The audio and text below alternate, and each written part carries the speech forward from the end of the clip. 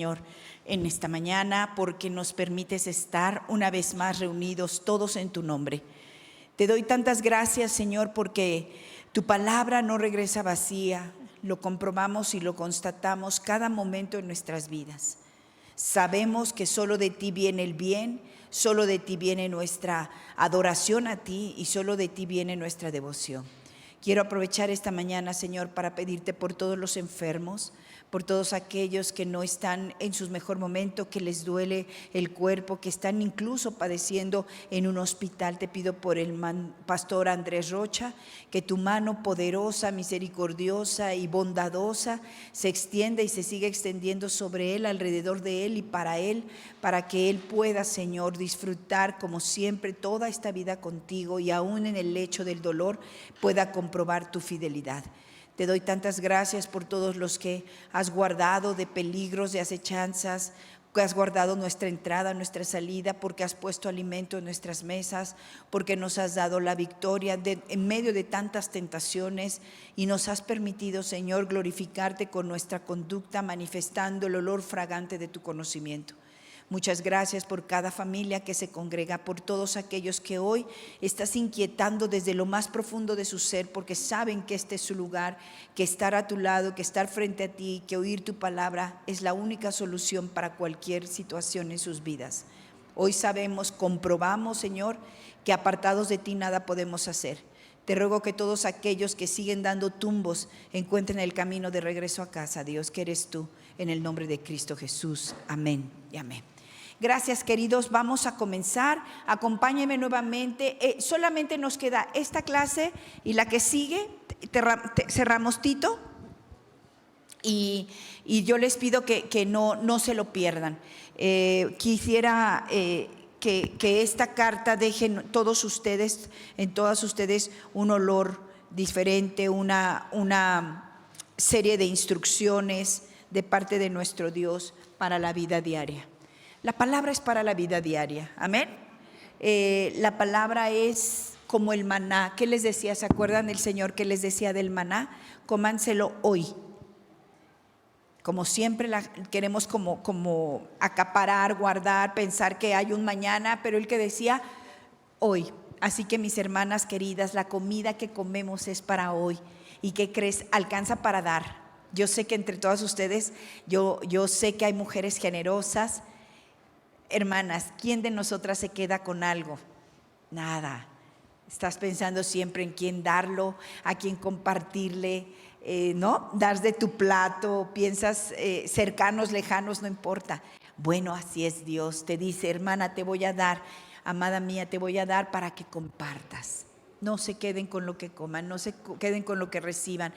Caminen por la calle, caminen por su vida, vean la necesidad en otros y den palabra, denle de todo lo que Dios les ha dado, que ha sido mucho y abundante. Hoy se llama nuestra clase Ocupadas en hacer la diferencia, ¿ok? Y quiero enfatizar en este la. Ocupadas en hacer la diferencia. No dije ocupadas en hacer una diferencia o la pequeña diferencia.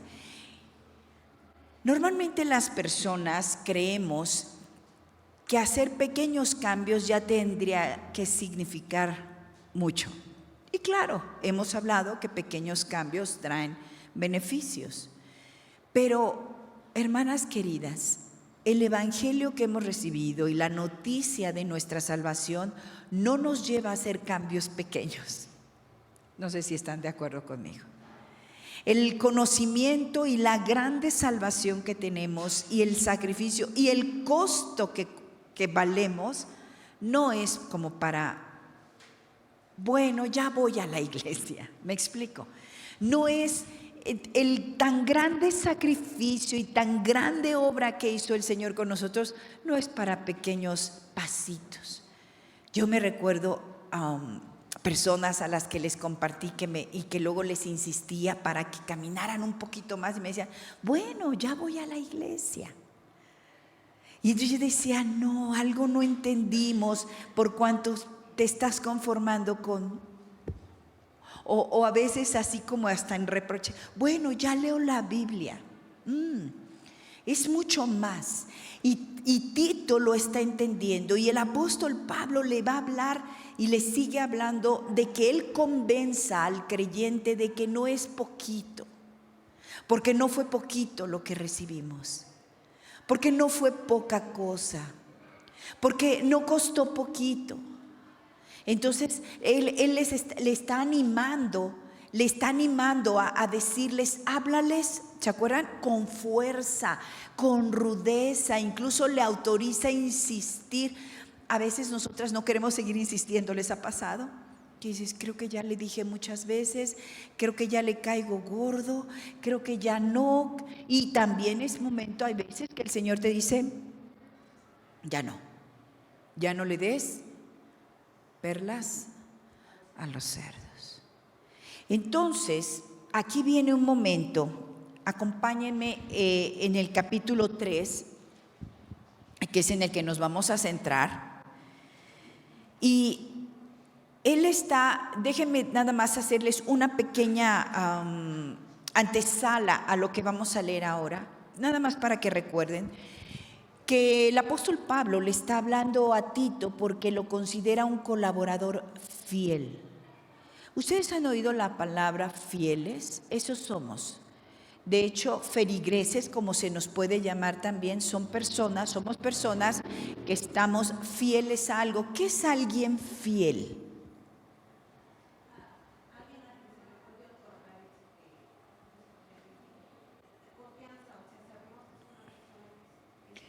Esa es la palabra.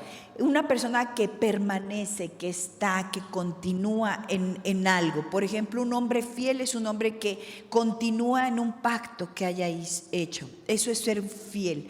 Entonces, cuando Pablo le dice a Tito que lo considera fiel, lo que le está diciendo, yo sé que ahí vas a hacer, que lo vas a hacer, que no te vas a desviar, que no te vas a cansar. También Pablo le está diciendo, si se acuerdan en el capítulo 1 y 2, lo está llamando a corregir. Quiero que recuerden esto de Tito, porque estamos casi cerrando nuestra serie y quiero que tengan cosas muy claras de esta carta. Lo está mandando a unas sabiendas que es joven. Fíjate que lindo, es un pastor joven y lo está mandando a iglesias muy jóvenes. Recuerden que las iglesias que se estaban plantando ahí eran realmente jóvenes. Y como todo lo joven, todo lo nuevo, pues hay que cuidar que el crecimiento esté bien y que no caigan por ahí cosas que están erróneas. Y le manda, dice, corrige. A quien ha tenido, y ustedes yo sé que son cuidadosas de plantitas, saben que hay que cuidarlas desde que empiezan, y de plagas, y que no, y ya creció chuequita, ¿qué le pones? Palito, y que ya la hojita le cae, le agarras un hilito pero siempre sin maltratarla, ¿verdad? Y se ven bien bonitas y luego hasta dicen, oye, qué bonita tu planta. No, hombre, el trabajo que me ha costado, no es que así está, a ti te salió re buena, no. ¿Qué hice? La podé, la enderecé. Eso es lo que va a hacer Tito. Eso se hace con una iglesia joven. Por eso, hermanas, cuando ustedes le compartan el evangelio a alguien, no lo olviden, no lo abandonen. Vayan nuevamente y vayan viendo cómo está su crecimiento. Y donde veas que se desvía, ¿qué vas a hacer? No, mira, por acá. ¿De acuerdo?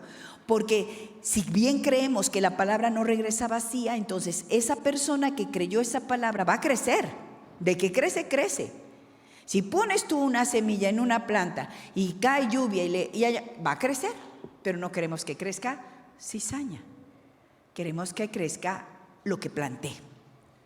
Entonces, recuerden que estas congregaciones estaban en Creta. Y Creta era un lugar, ya lo hemos hablado, lleno de cosas horribles, depravado.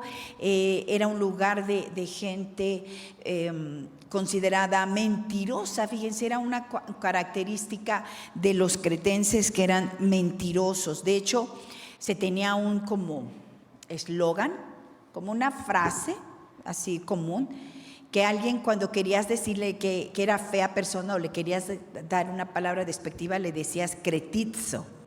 que quiere decir mentiroso.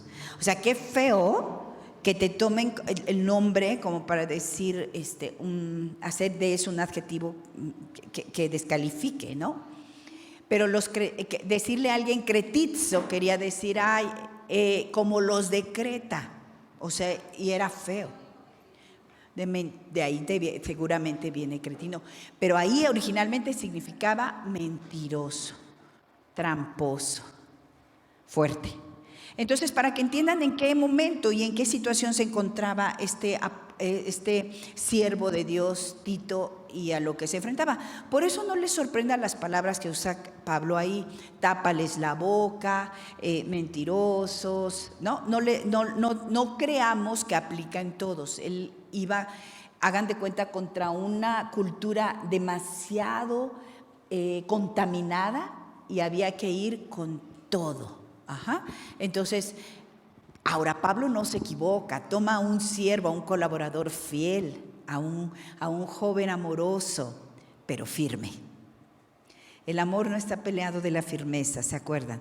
Tenemos que ser firmes en lo que creemos. Pero todo el tiempo en el capítulo 1 y 2, y ahora que vamos a leer el 3, hay un énfasis. Le está pidiendo de muchas maneras, le está pidiendo a Tito: te suplico que ayudes a esos cretenses a hacer la diferencia. Lo dice de muchas palabras, de muchas maneras, por eso nuestro estudio de hoy se llama hacer la diferencia. Dicho de una manera o de otra, si alguien me dice: Laura, ¿qué significa ser cristiano? Yo te diría, entre muchas cosas, si quiero ser práctica y concreta, hacer la diferencia. Y a mí me gusta esa palabra, me gustan las cosas concretas, porque puedo entonces enfocarme, trabajar. Ok, es hacer la diferencia. Ahora, le va a hablar de dos diferencias. Ya les hablé de ese contexto cultural. Entonces, imagínense que aquí está el contexto cultural, están ahí inmersa la iglesia. Nunca piensen que la iglesia, bueno, Señor, pues sácanos de aquí. Sería fácil, ¿no? Como cuando tenemos un hijo con malas compañías, pues sácalo del círculo. Eso sería fácil. No. Dentro de ese círculo, de ese ambiente, había que hacer la diferencia. Por eso el Señor en su oración dijo: no te pido que los saques del mundo. Era aquí donde hay que hacer la diferencia, aquí dentro. Entonces había que recibir armas espirituales para poder aquí mismo hacer la diferencia. Yo he escuchado muchas veces que decimos: no, es que pastores, ustedes no saben el ambiente en el que yo estoy, ¿no? La familia que tengo. Sí, yo sé que se dificulta, pero ¿tú crees que el Señor no lo sabe? Él mismo lo dijo, incluso cuando mandó a sus discípulos y los encaminó, les dijo: son ovejas en medio de lobos. Y no les sorprende, no es algo que ¡ay, qué barbaridad! No, van capacitados, van fortalecidos, llevan el espíritu, no tenemos que tenerle miedo a eso. Entonces, había que hacer la diferencia aquí, en medio de esto. Las culturas, o culturalmente, históricamente, las personas que han querido divorciarse o han hablado de la cultura, han tomado dos posturas muy radicales. Una es querer cambiar la cultura haciéndose como ellos, y otros yéndose muy lejos de ellos. Incluso de ahí todas esas corrientes donde los santos hombres de Dios se iban y se apartaban a las montañas. Bien decía mi pastor: hombre, ser santo allá arriba solito, calladito, sin que nadie te pise el callo, cualquiera. No, hay que ser santo aquí, en medio de los conflictos. Ahí es donde somos probados, ahí es donde hay que hacer la diferencia. Entonces, le está llamando a ser diferentes a los cretenses, pero también les está llamando a ser diferentes a lo que ellos eran en sí mismos, cada uno. Son dos cosas distintas. Yo tengo que ser diferente a mi contexto cultural, que no tiene nada que ver con Dios, pero también estoy llamada a ser una diferente a la que yo fui antes cuando estaba velada. Entonces, a eso se refiere y de esto va a hablar este capítulo 3. Y por eso es que para mí, en este momento que estamos casi en la recta final de Tito, no quiero que olviden que si tuvieran que concluir algo sobre esta carta es: estoy llamada a la diferencia. Cuanto más te sientas igual, cuanto más te sientas, platicábamos con unos amigos esta semana y decíamos, ¿cómo es posible que de repente aquello que detestabas lo traes puesto? Y te miras al espejo y dices, no sé, a todos nos ha pasado, hay cosas de nuestros padres terrenales que decimos, no eran padres, no eran bonitos. Y te miras al espejo y dices, estoy haciendo lo mismo. Y comentaba con estos hermanos que un buen principio de una conciencia y uno estarse autoexaminando todos los días es mirarnos y decir, tal vez todavía no sé cómo deba ser mi vida, pero yo sé que eso no lo quiero. ¿Están de acuerdo que las cosas inadecuadas de otros también nos enseñan? Entonces también podemos decir, no quiero eso. No siempre sé lo que quiero, no siempre sé a dónde voy, pero siempre sé lo que no. Entonces Dios nos debe mostrar en todo tiempo que puedo llegar a aborrecer cosas que no quiero y el Espíritu de Dios está diciendo amén, porque Él tampoco las quiere. No quiero ese temperamento, no quiero esas reacciones, no quiero esos finales, no quiero.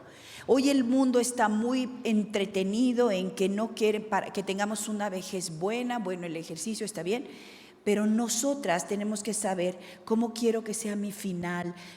Hermanas mías, para las cosas y los negocios de nuestro Padre, los finales son más importantes que los principios. Mi pastor Aarón siempre decía, citaba un versículo que hoy no recuerdo, pero decía, con tal que acabe mi carrera con gozo. Todo era su fin. No había principio. A él no le interesaba cómo había empezado.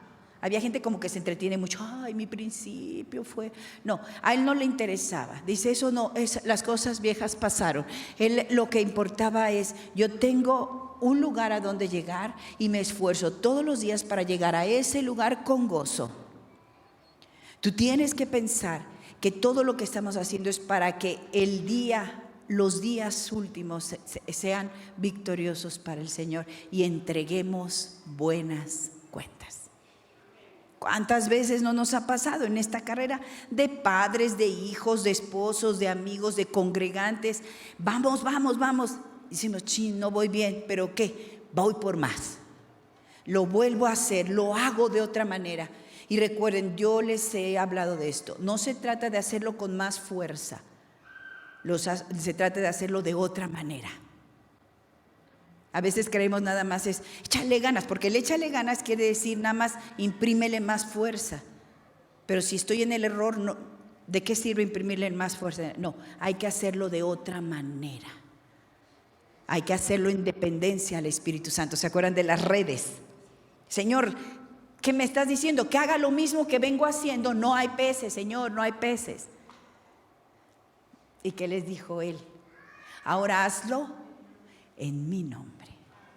Eso es hacer la diferencia, amén. Eso es hacerlo de otra manera. Entonces, capítulo 3, voy a leer para que volvamos a profundizar en esto. Dice, recuérdales, fíjate cómo sigue enfatizando, recuérdales que se sujeten a los gobernantes y autoridades, que obedezcan, que estén dispuestos a toda buena obra. Entre ellos, en esa comunidad, una comunidad corrupta, esto es un foco rojo, pum. En una sociedad corrupta, lo primero que se corrompe o lo más evidente es la autoridad. Esa falta de respeto a la autoridad es sinónimo de una sociedad corrompida. No se acostumbren a eso. No volvamos al tema de todos lo hacen. Ni nos quejamos de los impuestos, ni nos quejamos de las cuotas, ni nos quejamos de los señalamientos.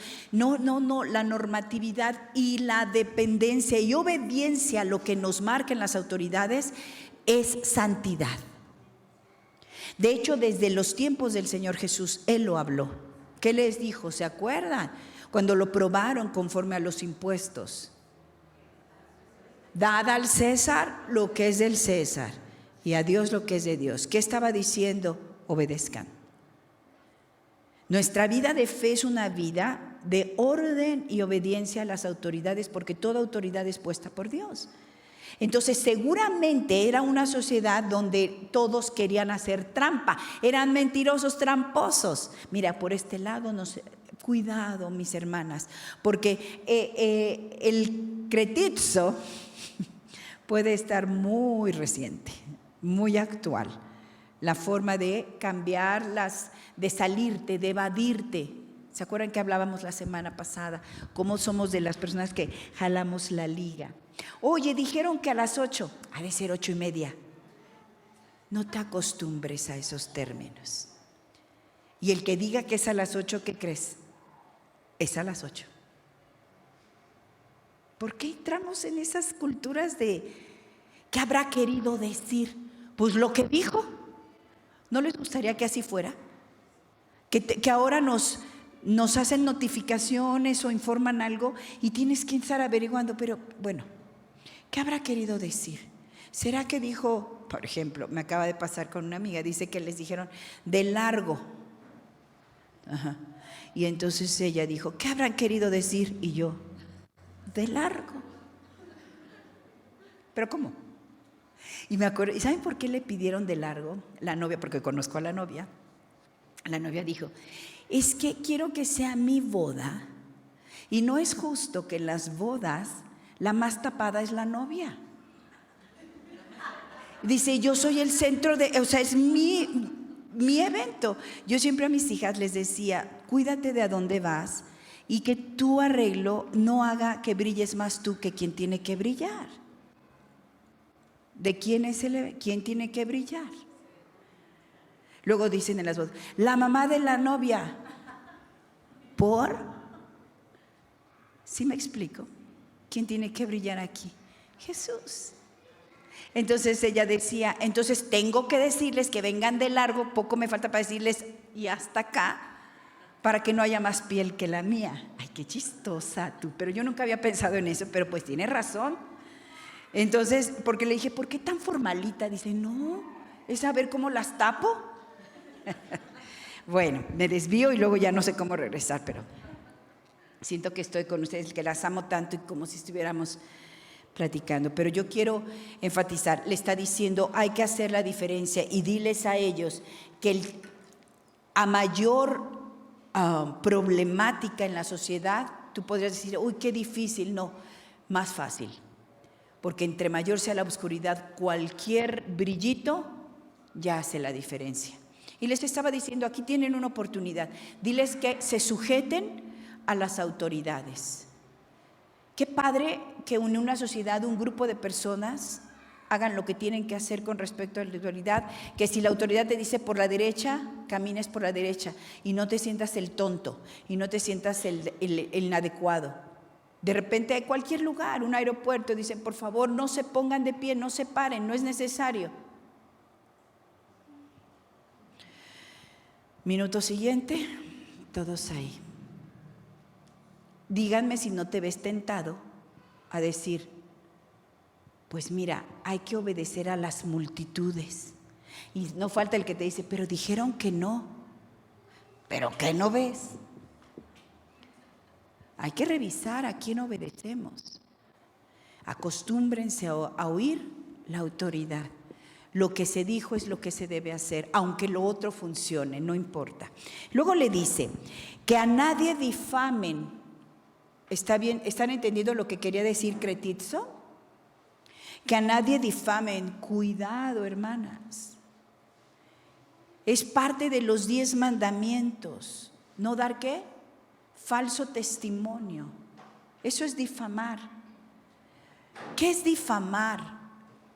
Es hablar de tu propia opinión sobre la vida de otro, porque no necesariamente es mentira, pero puede ser tu opinión, y por ser simplemente opinión ya es mentira.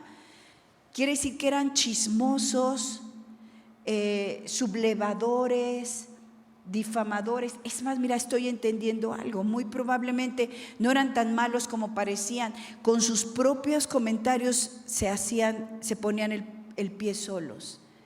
Si alguien a lo mejor había tenido una falla en un negocio, eran tan exagerados y difamadores, que viene también de inflamar, que podían hacer de un evento accidental, hicieron una tragedia. Cuidado, ¿cómo eres tú con lo que oyes? ¿Cómo eres tú con lo que vives? ¿Eres de las que le pone de su cosecha, decían mis papás, ¿no? ¿O eres alguien que mejor te reservas para no hacer que otro peque oyendo lo que tú tienes que decir? Dice, sino amables, que no sean pendencieros, sino amables, mostrando toda mansedumbre para con todos los hombres. Miren, acompáñenme aquí mismo en Tito, al capítulo 1, en el versículo 12, porque todo guarda un contexto para el apóstol Pablo.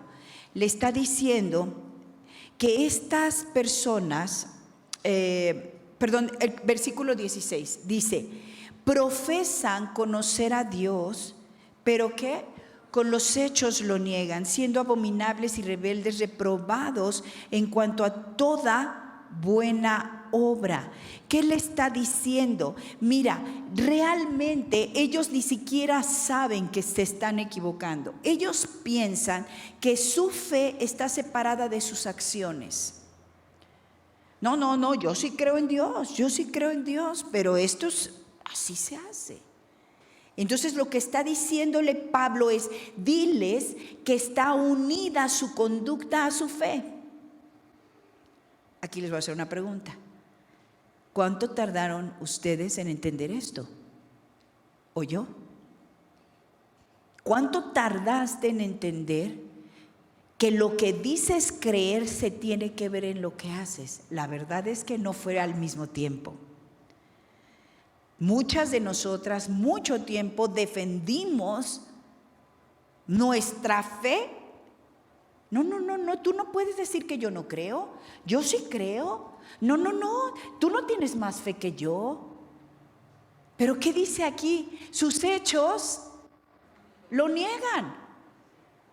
Entonces yo sé en mi vida, al menos en mi vida, que yo sí tardé mucho. Yo sí tenía áreas en mi vida donde yo decía, bueno, esto no tiene nada que ver con lo que creo. Cuando entiendes que todo tiene que ver con lo que crees, que todo está relacionado. Tus hechos apuntan a tu fe y tu fe apunta a tus hechos. Por eso le dice, no es que ellos no crean, no vas a ir contra lo que creen, porque es la manera en que a veces nos defendemos. No tengo un tema con lo que crees. Lo que creo es que tus hechos están lejos de lo que crees. Solo asócialos.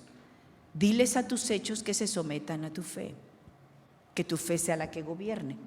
Por eso es importante que entendamos que nosotros no podemos profesar algo que no profesan nuestros hechos en una misma dirección. Es más, podríamos ni siquiera hablar lo que creemos y con nuestros hechos dirigen toda la atención hacia el Dios que creemos.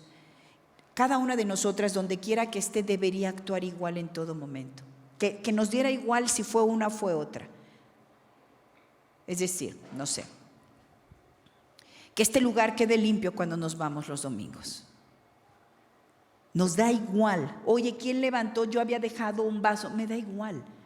Cualquiera de nosotras, porque profesamos la misma fe, lo pudo hacer. Y todavía no pasa eso, porque todavía pasa que decimos, debe haber sido, ¿no es cierto? Ha de haber sido Karina, porque ella siempre le gusta recoger, le gusta andar limpiando. No, que podamos decir cualquiera de nosotras, cualquiera de ella pudo ser. Oye, ¿quién bajó y cargó a un niñito que estaba llorando? Cualquiera. Cualquiera. O que alguien diga, oigan, aquí no sé, alguien, que esto no pasa, gracias a Dios, pero hay lugares donde escriben cosas en los baños, ya ves que ponen cosas, ¿no? Oigan, alguien escribió en el baño y que podríamos decir, no, ninguna de nosotras pudo haber sido. ¿Se fijan? Esa es la calidad de creyentes que tenemos que ser, de tal manera que mi actuar identifique a un montón de personas. Eso es lo que le está diciendo. Si la mala fama hizo de los cretenses los cretizos, entonces que la buena fama haga de todos los cretenses los cristianos. Sí son nuestros hechos, sí hablan nuestros hechos, hermanas. Ay, no, hermana, es que a mí no me gustan esas cosas. Oye, pero dejaste tu plato en la mesa. Ay, es que yo no estoy acostumbrada. No, es que no es de costumbres, es de cristianos. ¿Sabes? Ay, es que, hermana, acomoda tu silla o recoge tu vaso. Ay, no, es que soy bien distraída. No, es que la distracción se absorbió por el cristianismo. Ya no es temperamento, ya no es cultura. Lo que le está diciendo, diles que la ola de fe, que el cuerpo que profesan, que el espíritu que los embarga, se come viva a la cultura. Se come viva a tu temperamento, incluso a tu formación, a tu ¿qué? Aprendizaje. Hay algo, hermanas, y quiero cuestionarlas, que se ha tragado viva su fe. ¿Hay algo de ustedes que puedan decir, esto se lo comió mi fe en el Señor? ¿Hay algo que recuerden conscientemente? ¿Y no será el Señor que quiere comerse todo? Ay, tú antes eras bien chismosita. ¿A poco también?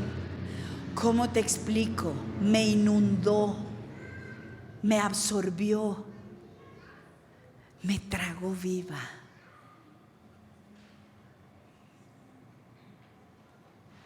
Yo quiero que haya muchas cosas y que cada día seamos más conscientes de otras, porque no somos mejores que ellos.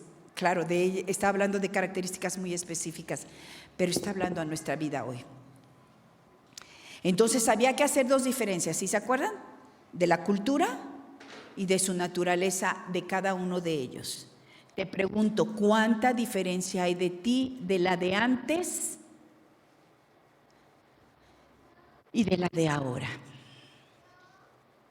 Que alguien te vea y diga, eres tú, pero no por lo que ve, por tus hechos. A mí me ha pasado ver jóvenes transformados que se fueron a estudiar al extranjero, que regresaron, no levantaban, dirían las mamás, ni un lápiz. Y ahora los ves diligentes, ordenados, limpios, hacendosos, y hasta la mamá y yo nos quedamos así. ¿Qué pasó? ¿Querías decir algo, Karen? Es que dice la palabra de Dios que nuestra conciencia ya no está cauterizada. Así es. Ya somos conscientes de lo que hacemos. Y cuando vivimos por la cultura nos dejamos llevar. Ahí vamos, lo hacemos porque todo el mundo lo hace. Y nuestra naturaleza, cuando lo hacemos por la naturaleza, también es porque así somos. Pero cuando llegamos, aflojamos el cuerpo. Cuando llegamos a Cristo tenemos que saber que somos conscientes. O sea, no asociar el que tengo conciencia para sentirme mal de algo que no hice correctamente. No, la conciencia es el entendimiento que debo asumir al ser cristiano de lo que me es permitido y lo que ya no me es permitido. Responsable. Exactamente, por eso nuestro entendimiento ya no está nublado, ya es consciente, ya me tengo que confrontar y racionalizar en lo que estoy haciendo. Un culto racional. Exactamente, o sea, porque mi fe no puede seguir en la misma dinámica en la que yo venía viviendo en una fe equivocada. O sea, ahora es consciente, racional, entendida. Y entonces creo que cuando nosotros aplicamos de verdad esta conciencia de lo que puedo y debo o no debo hacer, es porque ya entendí que se ha despertado en mí el entendimiento de la palabra y de Cristo. Perfecto, me encanta lo que comentas y me recuerda que cuando yo tengo conciencia, sí, normalmente que acomodamos la conciencia a decir, hoy la conciencia me dijo que esto que hice estuvo mal, pero la conciencia puede obrar mucho antes. La conciencia me dice que no, que puedo no actuar así. Normalmente actuamos, no sé, aplicamos la conciencia para reprocharnos o para premiarnos, pero la conciencia actúa antes. De hecho, hemos orado muchas veces, Señor, perdóname por lo que hice, pero debes orar mucho más para que no hagas lo que no debes hacer. Orar para no pecar, más que orar porque pequé. Hay que ver en dónde estamos, ¿ok? Cuando dice que profesan conocer a Dios y no lo conocen, lo que está diciendo el apóstol es que debemos aplicar el evangelio no a un cambio simplista, sino a uno que proviene de Dios. No pienses que las pequeñas cosas que ya estás cambiando provienen de Dios. Hay mucha gente, hermanas, que con un poquito de dominio propio, con un poquito de ganas, hacen cambios. Nosotras no estamos apelando a cambios simplistas. No sé si me estoy explicando. No te conformes con cambios simplistas, te lo suplico, porque en Cristo está la plenitud de todo. Los cambios simplistas te pueden volver conformista. ¿Cuántas personas has escuchado cuyo testimonio se resume a dejé de fumar? No estoy diciendo que sea algo malo. Estoy diciendo que en Cristo hay mucho más que dejar de fumar. Y nosotras nos hemos convertido en mujeres simplistas, que nos hemos conformado con decir, el Señor restauró mi matrimonio. ¡Qué bueno! Pero hay terapias que restauran. Tristemente. Y por eso la gente cree que bueno, cada quien lo que quiere. No entienden que el evangelio es mucho más y para mucho más. Entonces lo que él está diciendo, diles por favor que no va a ser suficiente a que solamente, ok, me voy a ordenar con las autoridades. Ahora le dice, fíjense, capítulo 3, versículo 3. Porque nosotros también éramos en otro tiempo insensatos. Ya no está hablando de conducta. Ya está hablando del corazón. Insensatos, rebeldes, extraviados, esclavos de concupiscencias y deleites diversos, viviendo de malicia y envidia, aborrecibles y aborreciéndonos unos a otros. Y he subrayado esa parte. Un indicador, un gran indicador, un gran foco rojo en la vida mía y tuya es cuando aborrecemos a los otros, ya como hábito, y ya no nos incomoda. Qué triste que podamos nosotras cohabitar con esa clase de pecado y no nos demos cuenta que está refiriendo una falta de transformación en mí. Cuando yo aborrezco a mi hermana y no me incomoda, es porque creo que mi hermana tiene la culpa de que yo la aborrezca. Y aquí lo subrayé, hermanas, porque quería enfatizar en esto. ¿Cómo fue que Caín mató a Abel? Porque lo aborreció,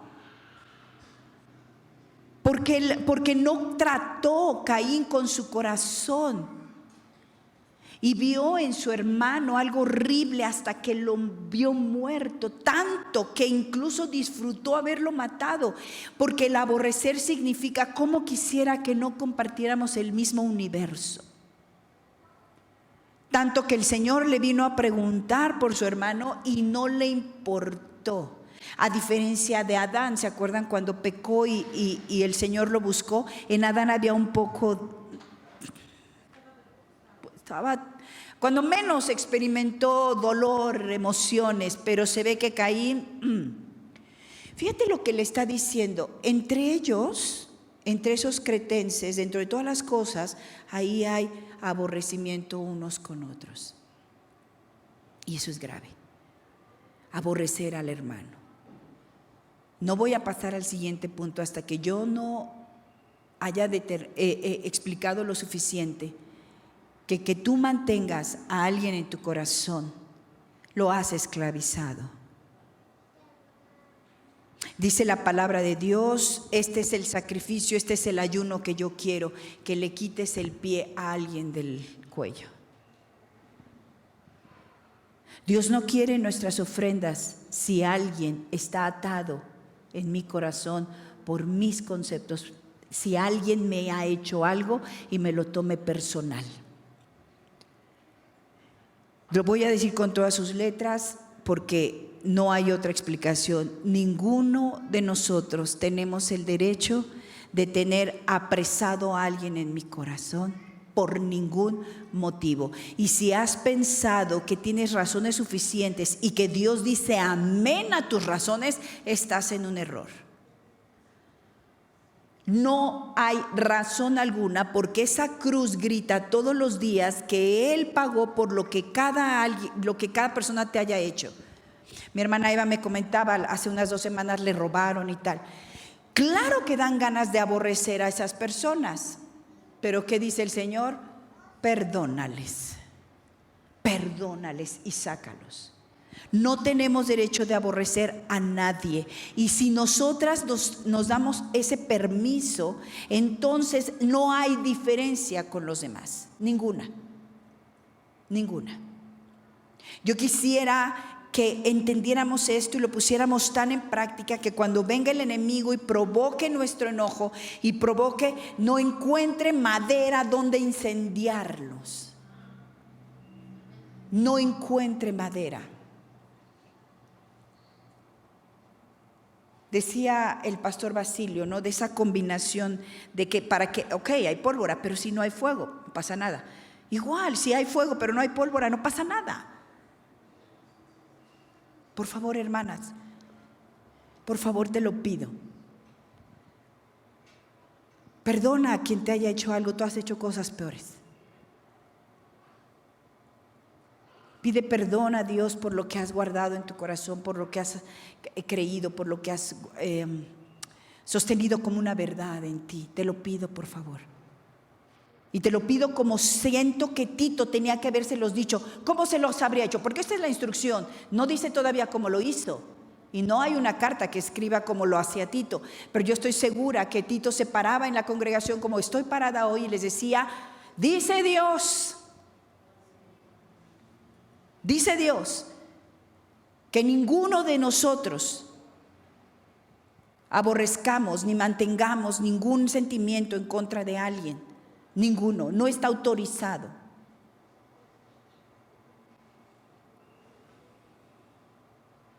Y yo no creo que Tito hubiera tenido que escatimar en sus palabras. Incluso me atrevo a pensar que los conocía por nombre y se sentaba 2 que 3 enfrente para decirlo, ¿verdad? Fíjense bien, dice aquí en el 1, recuérdales. ¿Qué? ¿Qué te tengo que recordar a ti para que tú obedezcas y hagas la diferencia? ¿Qué te tengo que recordar? ¿Qué nos tenemos que recordar a cada momento para incitarnos unas a las otras a hacer la diferencia? A ver, Cari, tú antes te ofendían y gritabas, haz la diferencia. ¿A quién tienes que ser diferente, Betty? A ti. A ti. Ese es un logro. Que tú puedas decir, yo antes, pero ahora, para la gloria de Dios. Que podamos ser diferentes de nosotras. Mira, yo antes gritaba ante todo, ya no. Pero ¿cómo? ¿Qué les quería recordar? ¿Qué te tengo que recordar, Claudia? ¿Qué te tengo que recordar a ti para decirte haz la diferencia, Chuy? Que Cristo hizo la diferencia en tu vida. ¿Se le nota a una mujer cuando es amada? ¿Y se le nota cuando está enamorada? Se le nota. Y la vemos y decimos, oye, ¿qué le pasó? Anda muy rarita.